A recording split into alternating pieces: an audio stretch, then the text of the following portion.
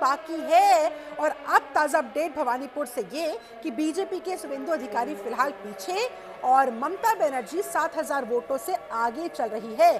तो फिलहाल ये चेजिंग का खेल लगातार यहाँ स्पेशली इस सीट पर, भवानीपुर सीट पर जारी है।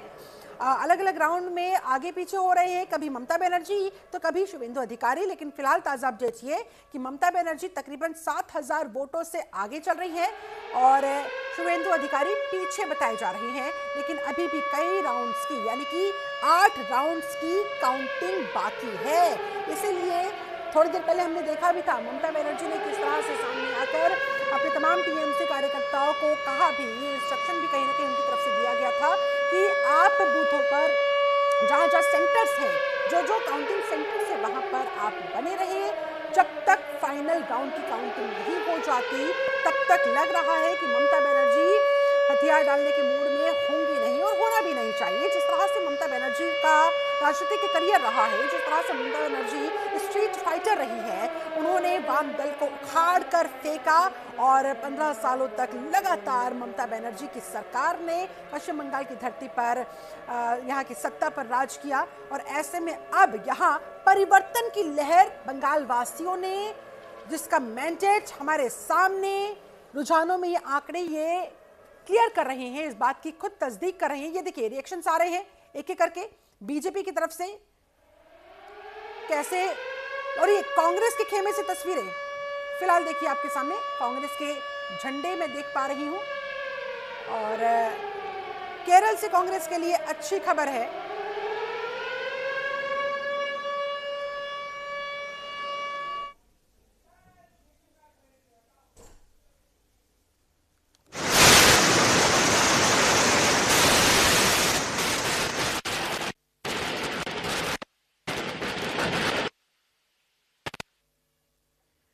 देखिए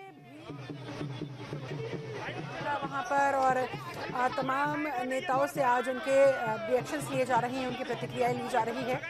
और एक बार फिर से आपको बीजेपी के खेमे से तस्वीरें दिखा रहे हैं, जश्न की तस्वीरें दिखा रहे हैं।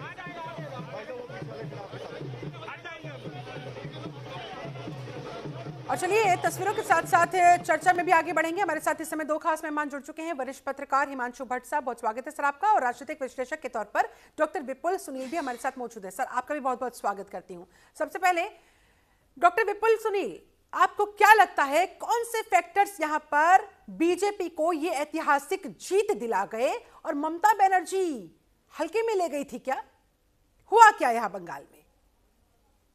शिल्पा जी नमस्कार, साथी पैनलिस्ट को नमस्कार और आपके दर्शकों को नमस्कार। मोटे तौर पर है क्या कि हल्के में तो नहीं लिया था ममता जी ने भी अपने तरीके से हर हथकंडा अपनाया और उन्होंने प्रयास किया और वो बहुत हद तक बहुत बार लोगों को कुछ चीजें वो समझाने में सफल भी रही, लेकिन पूरी तरीके से एक बीजेपी के पक्ष में चीजें बनती जा रही थीं और वो काफी समय से ये चल रहा था। मुझे लगता है कि पिछले लगभग 1 वर्ष की हम बात करें, 8-9 महीने की बात करें, एसआईआर की उस प्रक्रिया को हम याद करें और उस प्रक्रिया से शुरू होकर के और ममता को लेकर के तमाम तरह के जो आरोप हैं उनके पर एक तरह के तुष्टीकरण की राजनीति का आरोप है, एक तरह से प्रो मुस्लिम होने का आरोप है उन पर। इन सब चीजों का तो चलिए भारतीय राजनीति में इसकी जगह बनती है और लोग करते रहे हैं, लेकिन इससे बढ़कर एक और आरोप है कि तथाकथित तौर पर चूंकि पश्चिम बंगाल बांग्लादेश से सटा हुआ है और बांग्लादेश के घुसपैठियों को भी सहायता प्रदान करने का भी आरोप है, और वो इसलिए कि उनका वोट बैंक बढ़े। तो ये सब कुछ घट रहा था, घटनाएं घट रही थी और उसमें बीजेपी जो आजकल आप हम सब कुछ कह रहे हैं।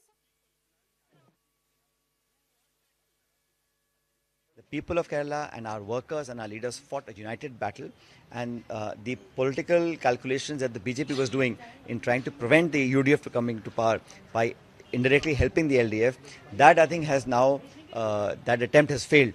And I must credit the people of Kerala, but more importantly our workers, our cadres worked very hard. All our leaders, Rahul Gandhi ji, Priyanka ji, Kharge ji, all invested a lot of time in Kerala, and that state I think has finally now said that they are firmly behind UDF and Congress party. Congress the next step is the pace. Who will be the chief minister? What will be the procedure? I think it's far too soon to talk about that. Let the final results come out. Let the final tally come out. We'll talk to our allies. The leadership will consult the MLAs. The AICC will appoint individuals to go and take a feedback. And I think all this will happen in the next couple of days. And whatever decision the Congress party takes in terms of who gets what responsibility, I think everyone will be okay with that. Because when we went to polls, we said that who will get what responsibility and what job. That will be decided by the AICC. Mr. Kharge, Madam Gandhi and Rahulji will collectively take a feedback of all leaders, stakeholders, allies, MLAs, and then take a very informed decision as to who will get what responsibility. Congress के राष्ट्रीय महासचिव तो केरल में जिस तरह से कांग्रेस की alliance वाली यूजीएफ को लीड मिल रही है, वहां पर वो कांग्रेचुलेट करते हुए नजर आए केरल में मौजूद कांग्रेसी कार्यकर्ताओं को। एक बार फिर से रुक करते हैं हमारे खास मेहमानों का। हिमांशु जी अपनी बात पूरी करिएगा। साथ ही साथ सर हम फैक्टर्स पर बात कर रहे हैं, ऐसे में सबसे इंपॉर्टेंट 2 फैक्टर्स पर मैं आपका विश्लेषण चाहूंगी। एसआईआर कितना बड़ा फैक्टर रहा और महिला आरक्षण का विरोध विपक्षियों के द्वारा करना, इसे बीजेपी ने क्या बहुत अच्छे तरीके से भुनाया, इसलिए आधी आबादी का जबरदस्त आशीर्वाद मिला और ये आंकड़े इस बात की तस्दीक करते हुए। मुझे पूछा आपने? हाँ सर, हिमांशु जी। अच्छा, पहली बात तो ये है कि मैं आपका एक जो सवाल है ना लोगों के दिमाग में, एसआईआर वोट करके मैं आपको दावे से कहता हूं बंगाल की सीटों में से वो सीटें जहां पर एसआईआर के तहत सबसे ज्यादा वोटर्स के नाम निकाल दिए गए थे ना, वो सीटों पर तगड़ा कॉन्टेस्ट हुआ है।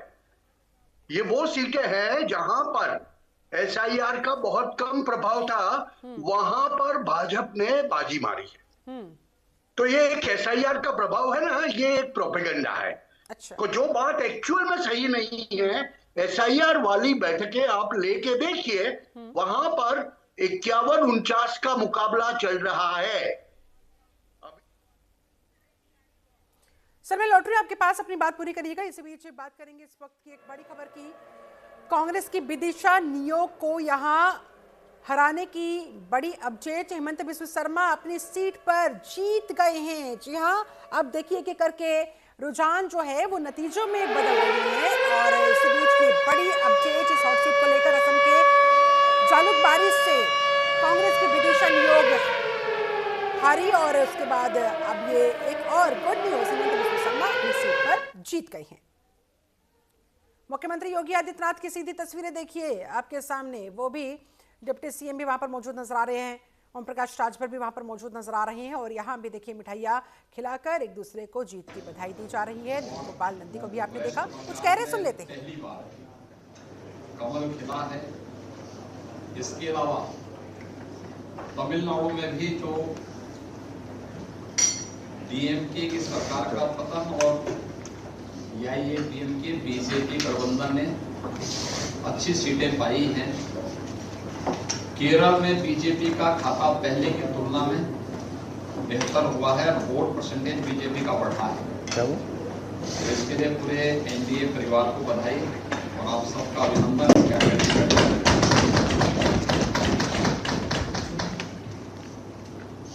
शुरू हो जाए कैबिनेट के आइटम।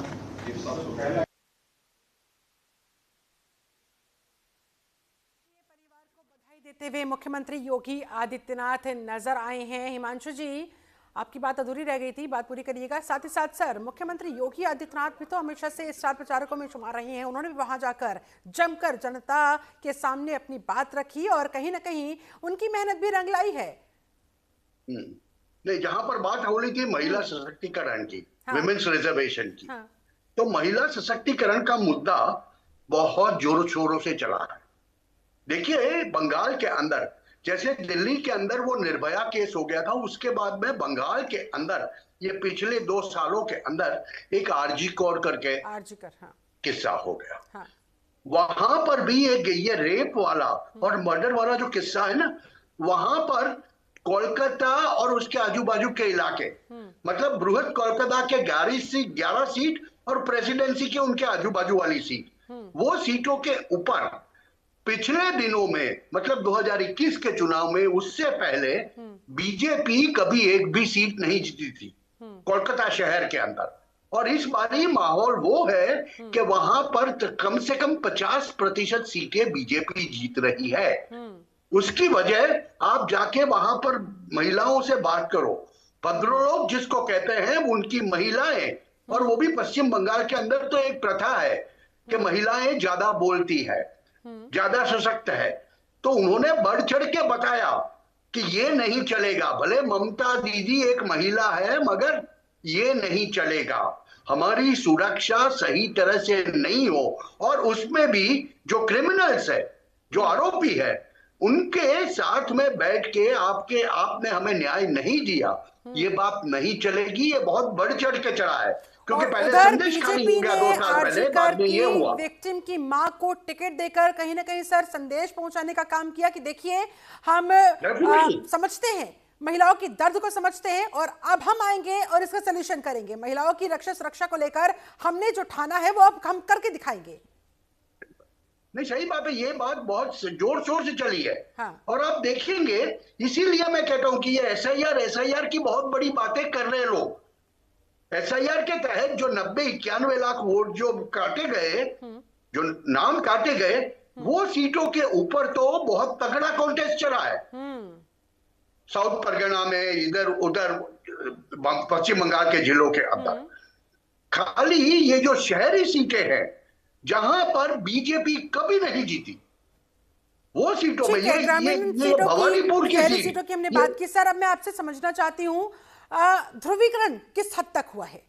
मुस्लिम वोट बैंक इस बार बीजेपी ने अपने पाले में कर लिया, उसी की वजह से प्रचंड जीत, ये कैसे हुआ सर?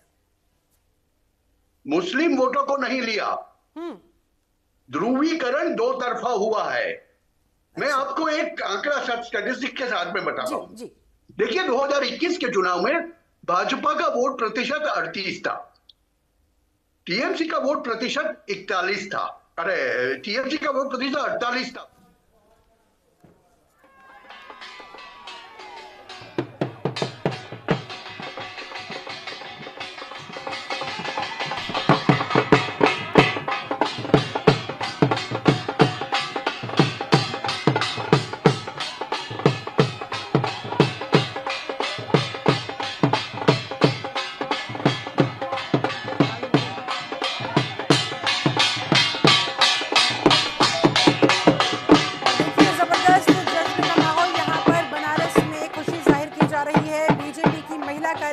सड़कों पर उतरकर जश्न मनाती हुई दिखाई दे रही है, ढोल नगाड़ों की थाप पर जमकर थिरकती हुई नजर आ रही है।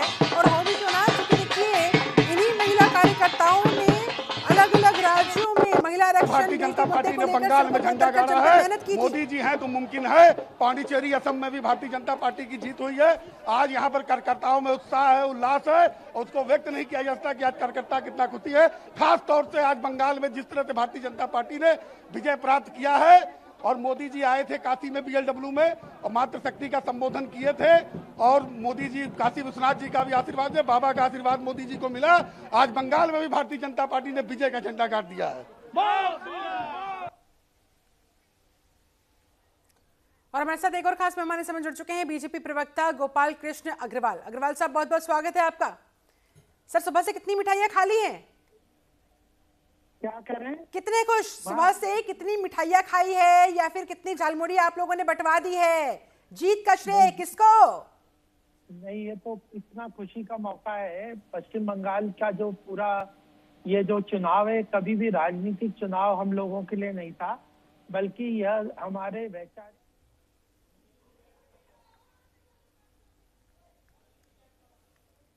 जिसको हम लोग अब जीते हैं, तो मुझे लगता है कि उसकी खुशी अपरंपार है। केवल भारतीय जनता पार्टी को ही नहीं, देश के हर व्यक्ति को, हर कार्यकर्ता को इस खुशी में बहुत ही आनंद आ रहा है।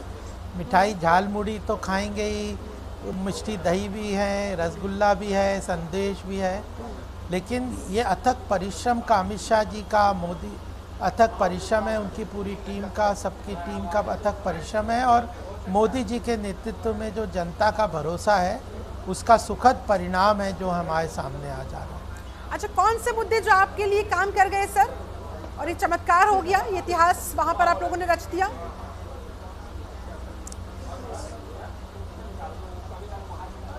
एक तो सबसे बड़ी बात है जो ममता बनर्जी जो मुस्लिम तुष्टीकरण की राजनीति कर रही थी उसको जनता ने पूरी तरह नकार दिया है। दूसरा ये है कि वह जो वोट बैंक की राजनीति के लिए घुसपैठियों को घुसा के उनको उनके वोट बना के अपना सुरक्षित अपने आप को मान रही थी अपनी सत्ता को, तो उससे भी जनता वहाँ की परेशान थी। उसको पूरी तरह से ख़त्म करने का काम जो पूरी प्रक्रिया इस बार इलेक्शन कमीशन ने और जो वोटों का सत्यापन है, जो डर की राजनीति वो कर रही थी, जो हिंसा की राजनीति कर रही थी, उससे भी जनता ऊब चुकी थी। और चौथा ये है कि वहाँ से जो व्यापारी वर्ग है, इंडस्ट्री है, आर्थिक विकास के जितने भी जो पैरामीटर्स हैं, जो उसके स्टेक होल्डर्स हैं, उनको उन्होंने पूरी तरह से भगाने का काम किया था। तो उससे भी वहाँ पश्चिम बंगाल बुरी तरह त्रस्त था। तो मोदी जी का विकास की राजनीति, आर्थिक रूप से संपन्न देश की राजनीति और गरीब कल्याण में प्रदेश और केंद्र सरकार मिल के काम करके जो गरीब कल्याण होगा, उसका भी जो वहाँ अभाव था वह भी है। तो यह भी एक कारण है। तो मल्टीपल फैक्टर्स हैं। भाजपा की, अमित शाह जी की मेहनत है, मोदी जी का भरोसा है और तृणमूल कांग्रेस का 15 साल का जो भ्रष्ट और हिंसा का राज था वो खत्म करने का लोगों ने एंटी इनकम्बेंसी फैक्टर को आप लोगों ने अच्छे से बनाया। मैं विपुल साहब आपके पास आऊंगी, क्योंकि देखिए तमाम फैक्टर्स पर हम ऑलरेडी बात कर ही रहे हैं कि कौन से पॉजिटिव वोट है, कौन से फैक्टर्स उनके फेवर में गए और कौन से फैक्टर्स जहां पर टीएमसी कहीं ना कहीं पीछे छूट गई। लेकिन सर मैं अब आपसे ये समझना चाहूंगी कि इस जीत का अब आगे के 2027 की मैं बात कर लूं, यूपी चुनाव की, या फिर मैं 2029 की बात कर लूं, उन पर क्या इम्पैक्ट पड़ेगा सर? और अब इंडिया ब्लॉक का, हालांकि वह पहले ही कुछ था नहीं, जो बचा कुछ था, अब उस पर क्या इम्पैक्ट पड़ेगा? विपुल जी, आपका विश्लेषण इस पर?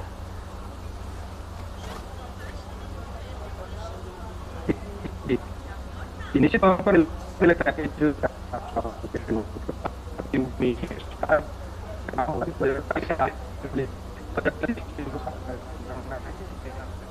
सर माफी के साथ आपको रोकूंगी, ऑडियो क्लिच है, जब तक मैं इसे दुरुस्त करवाती हूँ। इस सवाल का जवाब मैं हिमांशु भट्ट साहब आपसे लेना चाहूंगी।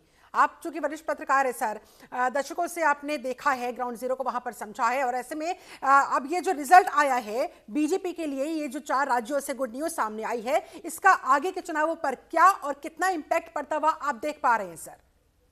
काफी असर पड़ेगा। देखिए, पश्चिम बंगाल का तो इतिहास रहा है कि पश्चिम बंगाल की प्रजा बहुत पेशेंस वाली प्रजा है।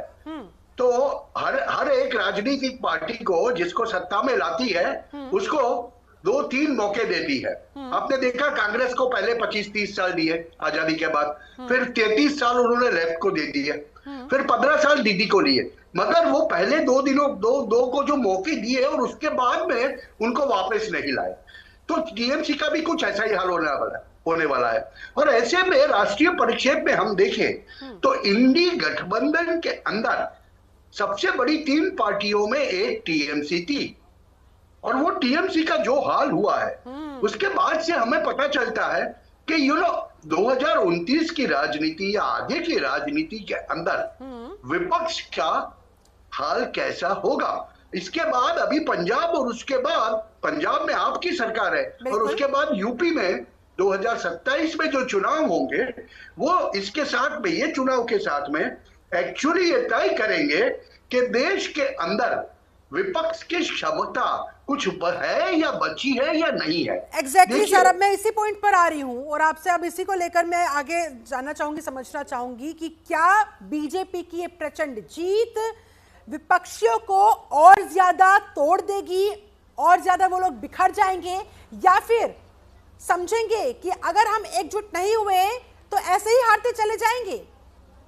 ये एकजुट होने का तो सवाल ही नहीं पैदा होता, क्योंकि देखिए आप पश्चिम बंगाल में ही देखिए, राहुल गांधी ने ममता बनर्जी के बारे में क्या कह दिया।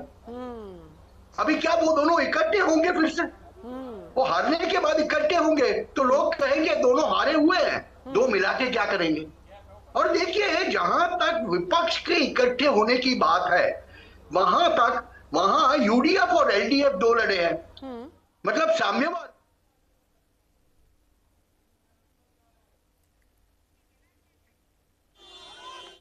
चलिए बीच बीच में देखिए तस्वीरें भी आपको दिखा रहे हैं, हलचलें अलग अलग राज्यों में तेज हो रही है। और ये तस्वीरें जो आपको अभी हम दिखा रहे हैं, ममता बनर्जी काउंटिंग सेंटर पर वहां पर पहुंची हुई है, वहीं पर वो इस समय डेरा डालकर बैठी हुई है, क्योंकि कहीं कोई गड़बड़ी ना हो जाए, कहीं कोई चीटिंग ना हो जाए, इसी आशंका के चलते फिलहाल वहां पर उनकी पैनी नजर बनी हुई है और उसी से जुड़ी हुई तस्वीरें आपको दिखा रहे थे। हमारे साथ गोपाल कृष्ण अग्रवाल जी भी जुड़े हुए हैं, बीजेपी प्रवक्ता है। अग्रवाल साहब, जीत की बधाइयां तो आपको देखिए सुबह से मिल ही रही है, मिठाइयां भी आप जमकर खा ही रहे हैं, लेकिन अब आप समझ रहे हैं जितनी बड़ी जीत होती है उतनी ही बड़ी जिम्मेदारी भी कंधों पर आकर पड़ती है। ऐसे में अब जो एक्सपेक्टेशंस आप लोगों से लग गई है बंगाल के लोगों की, कितनी बड़ी ये चुनौती उसे पार पाने के लिए सर, उस पर खरा उतरने के लिए सर?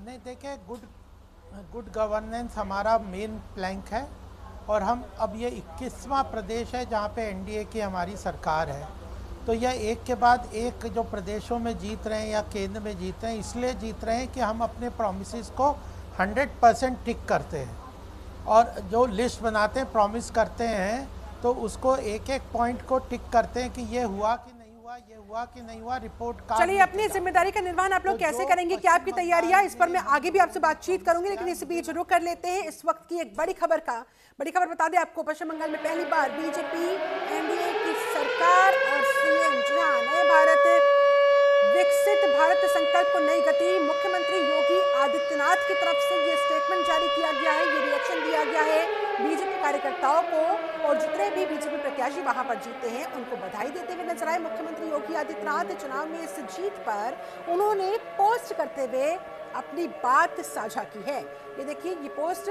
मुख्यमंत्री योगी आदित्यनाथ का जो आपको दिखा रहे हैं। आदरणीय प्रधानमंत्री नरेंद्र मोदी जी के यशस्वी नेतृत्व और लोक कल्याणकारी नीतियों पर देशवासियों का अटूट विश्वास है, जो आज विधानसभा चुनाव के ऐतिहासिक परिणामों के रूप में पुनर्परिलक्षित हुआ है। और वो मुबारकबाद देते नजर आए, बधाइयां देते हुए नजर आए। पश्चिम बंगाल के अंदर तमाम अन्य जगहों पर जहां जहां बीजेपी के लिए गुड न्यूज सामने आ रही है, जिन जिन कार्यकर्ताओं ने ग्राउंड जीरो पर उतरकर मेहनत की, जिन जिन लोगों ने जो वहां के मुद्दे उठाए, आखिरकार वो आज सब काम करते हुए दिखाई दे रही हैं। एक बार फिर से अग्रवाल साहब आपका रुख करूंगी, अपनी बात पूरी करिएगा। अब आगे की आपकी क्या तैयारी? बंगाल की जनता ने तो अपना काम कर दिया, अब आप बंगाल की जनता का काम कैसे करिएगा?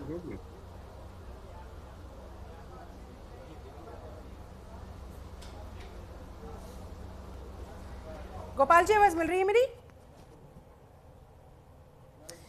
अच्छा, लगता है संपर्क उनसे कट गया है। इसी सवाल के साथ मैं हिमांशु जी आपके पास आऊंगी, और तस्वीरें भी देखिए लगातार हम दिखा रहे हैं किस तरह से वहां पर भगवा रंग के गुलाल के साथ आज होली खेली जा रही है। बीजेपी ऑफिस से कमोबेश ऐसी ही तस्वीरें सामने आ रही है। कोलकाता से फिलहाल बीजेपी ऑफिस की ये तस्वीरें आपके सामने, बीजेपी के झंडे के साथ वहां पर तमाम बीजेपी कार्यकर्ता, महिला कार्यकर्ता भी मौजूद नजर आ रही है, क्योंकि उन्होंने भी जी तोड़ मेहनत की थी महिला आरक्षण बिल को लेकर। जिस तरह से विपक्षियों को घेरा था, उन्हें महिला विरोधी साबित करने की दिशा में जो उनकी स्ट्रेटेजी थी उसे इंप्लीमेंट कराया था ग्राउंड जीरो पर, कहीं ना कहीं उसका भी असर आधी आबादी यानी कि महिलाओं पर, और महिलाओं ने भी भर भर कर बीजेपी को वोट किया।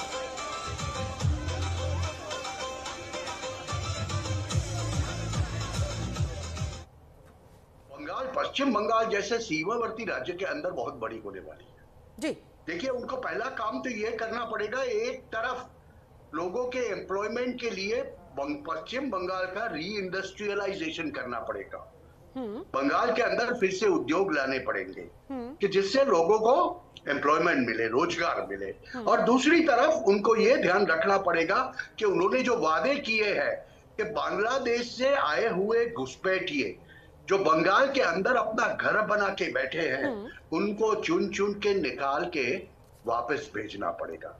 क्योंकि बंगाल की प्रजा का जो वोट है, ये वोट बहुत स्पष्ट है कि महिला सम्मान के साथ साथ उनको घुसपैठिए नहीं चाहिए। बंगाल के अंदर लोग जातिवादी बात नहीं करते, वो कहते हैं कि हमारे बंगाल की डेमोग्राफी बदल चुकी है।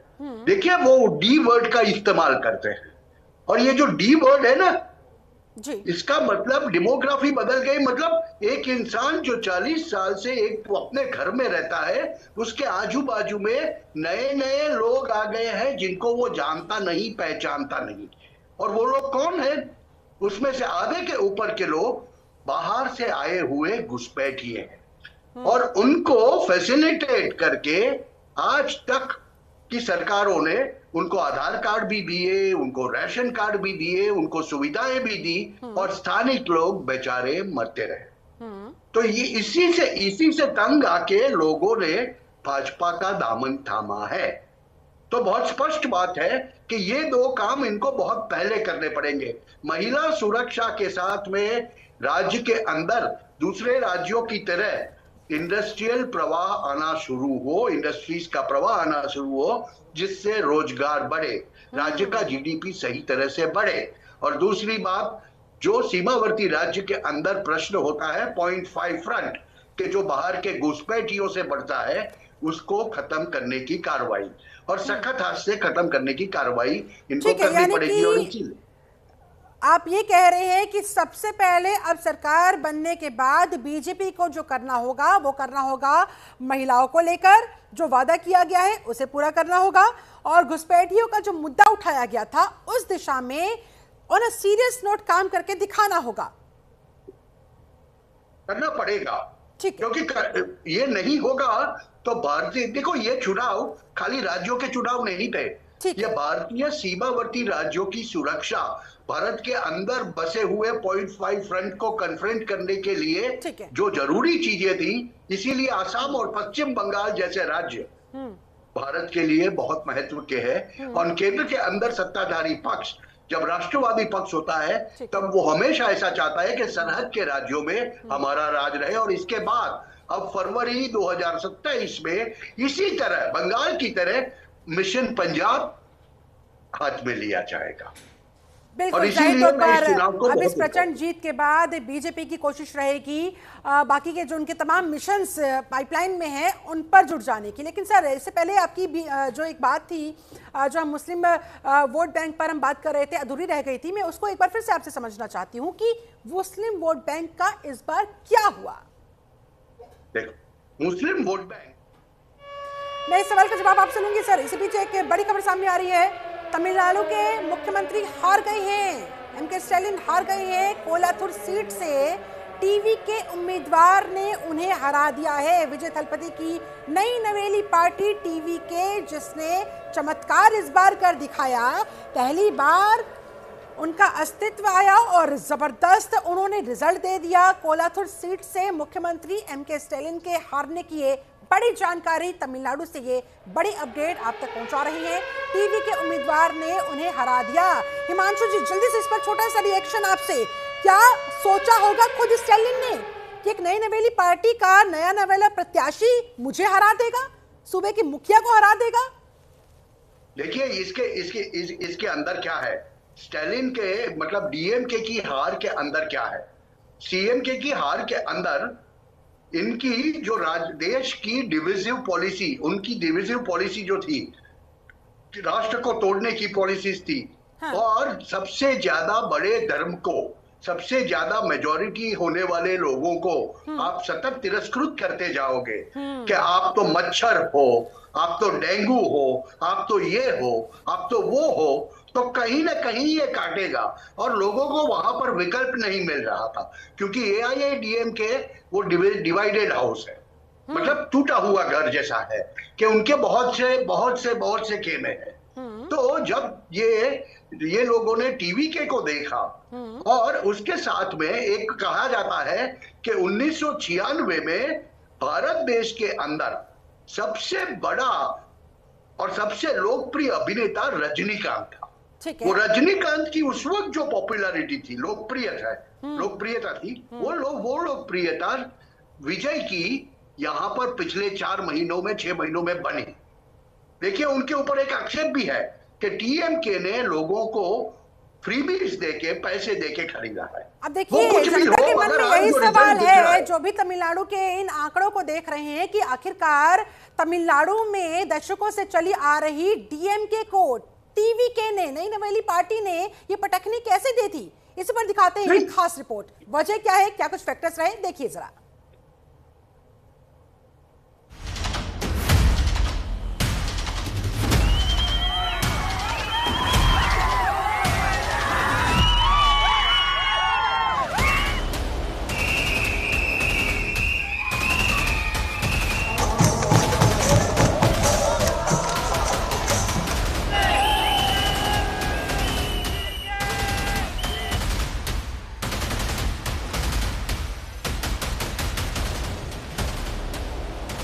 स्टार से लीडर तक विजय की विजय।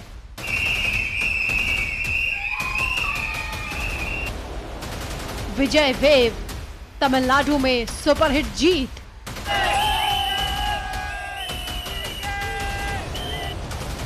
तमिलनाडु में उलटफेर, टीवी के नंबर 1 पार्टी।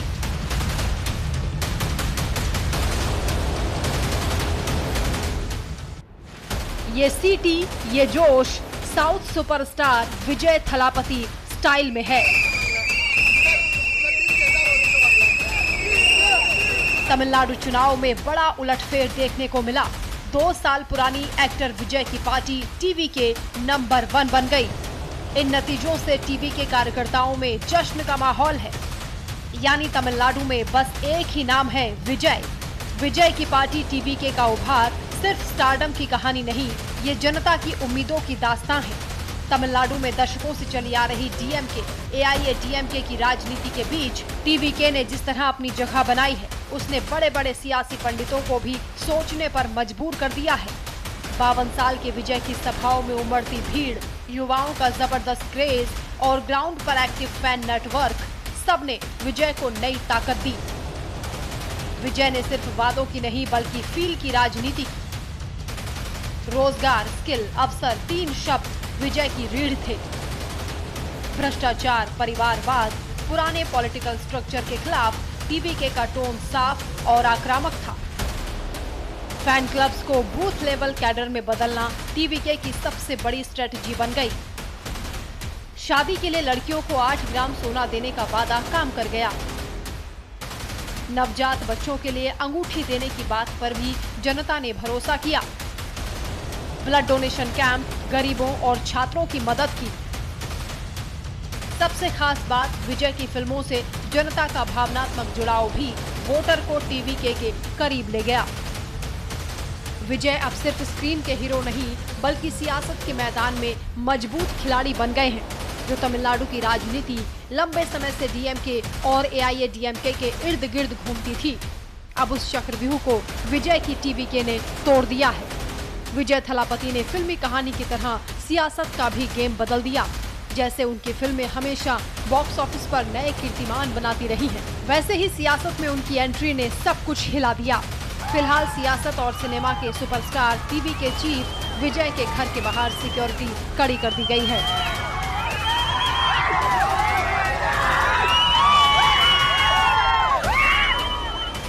ऐसे चंद्रशेखर ने अपने बेटे विजय की चुनावी जीत के लिए तिरुत्तनी मुरुगन मंदिर में प्रार्थना भी की।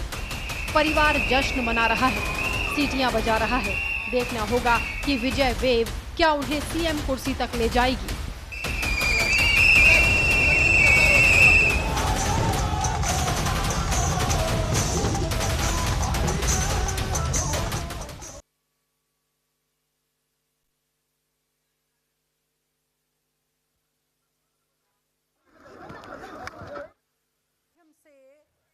बताते हैं, तमिल और तेलुगु दोनों ही इंडस्ट्री में टॉप एक्ट्रेस त्रिशा कृष्णन तमिलनाडु में टीवी की जीत के बाद सुपरस्टार विजय से मुलाकात करने पहुंची। तस्वीरें भी आपको दिखा रही हैं।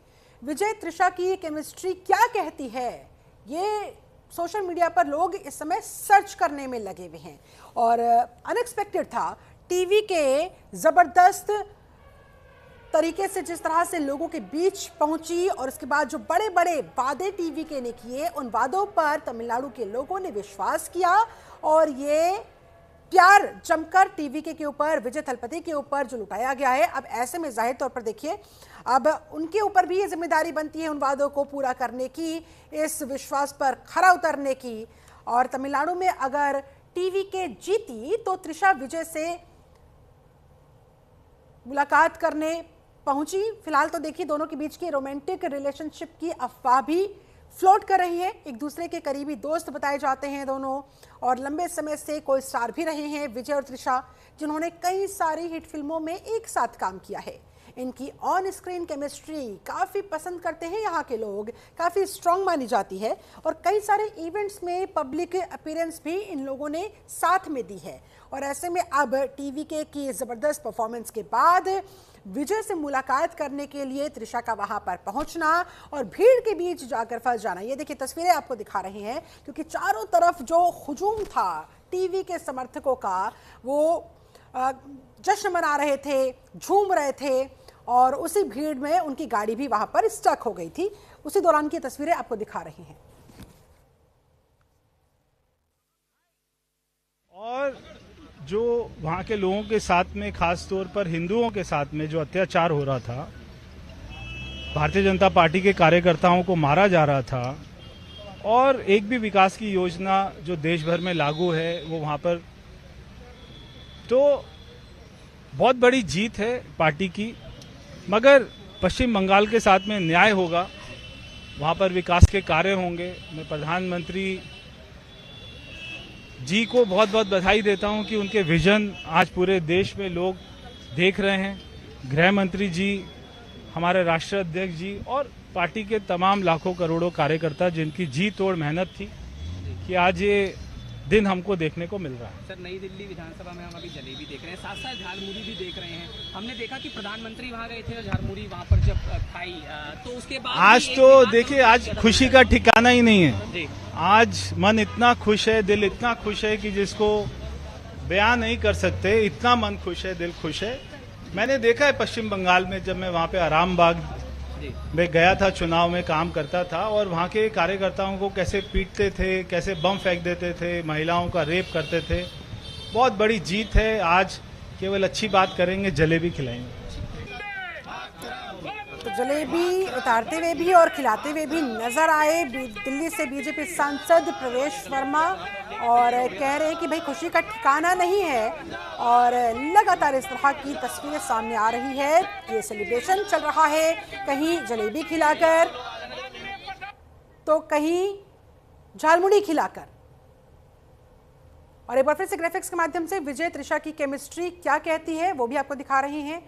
और विजय की इस प्रचंड जीत के बाद वहां पर जो रुझान में फिलहाल 106 का आंकड़ा जिस पर बढ़त बनाए हुए हैं, अगर ये जीत में तब्दील हो जाते हैं आंकड़े, तो फिर वहां त्रिशा सबसे पहले उनको कांग्रेचुलेट करने के लिए, उनको बधाई देने के लिए पहुंची हुई नजर आई।